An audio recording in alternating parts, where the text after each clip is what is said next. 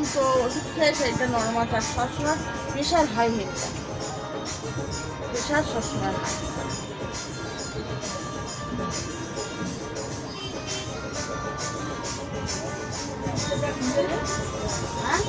Pressure 250 সবসময় automatic 250 থাকে। মানে এই যে আপনার কিডনি ডায়ালিসিস করতে হবে, এটা কোন জায়গা থেকে আপনাকে এই সাজেশনটা দিয়েছে? কোন হসপিটাল বা?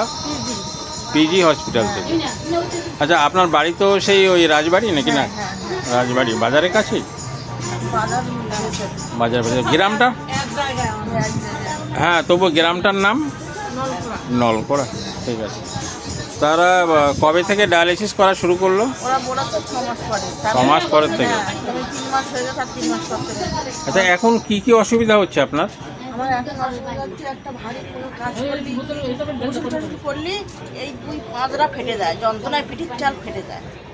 অনেকক্ষণ বসে থাকলি এইসব কোমর টোমর এইগুলো আমার যন্ত্রণা করে বিরাট। অনেকক্ষণ বসে থাকলি, কি অন্য গাঁট হাত ধুয়ে এবারে উঠলি, কাপড় চোপড় নিয়ে চলি, ভারী জিনিস চাগালি, এইগুলো ফেটে যায় যন্ত্রণা। কোমর পেটে খুলে সবসময় চিটকির মেরে ওঠে, এখানে চিটকির মারবে, এখানে চিটকির মারবে। আর প্রস্রাব করার সময়? পেচ্ছাপ হয় না বলতে? একদম অল্প অল্প, এরকম অল্প অল্প পেচ্ছাপ। খুব ঘন ঘন প্রস্রাব হয়? হ্যাঁ, ঘন ঘন হয় না, অনেকক্ষণ পর পর হয়, তাই একটু একটু পেচ্ছাপ হয়। আর রাত্রিবেলা পেচ্ছাপ বেশি করে। প্রস্রাবে জ্বালা যন্ত্রণা, ব্যথা? না, জ্বালা করে, ব্যথা যন্ত্রণা করে না।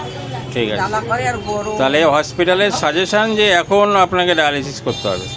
ঠিক আছে, অনেক আশা ভরসা নিয়ে এসেছেন, দেখি ডায়ালিসিসের হাত থেকে কী করে রক্ষা করা যায়। আমি হোমিওপ্যাথি ট্রিটমেন্টের মাধ্যমে দিয়ে আপনাকে চেষ্টা করবো। ঠিক আছে। আর প্রেশার হাই হয়ে যায়। সে প্রেশার হাই হোক, ও নর্মাল হয়ে আসবে। হোমিওপ্যাথি ওষুধ খেয়ে প্রেশার কমিয়ে যাবে। এই যে এই কি প্রেশারের বড়ি, দুরকম প্রেশারের বড়ি খাই, তো ওই বড়ি না খালি তো প্রেশার হাই হয়ে যাবে। ও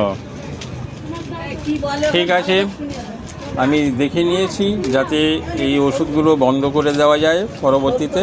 আর গ্যাস, আমি দেখব। খুব গ্যাস হয়, এই যে ঠিক আছে। গ্যাসের বড়ি, এই গ্যাসের বড়ি খাই।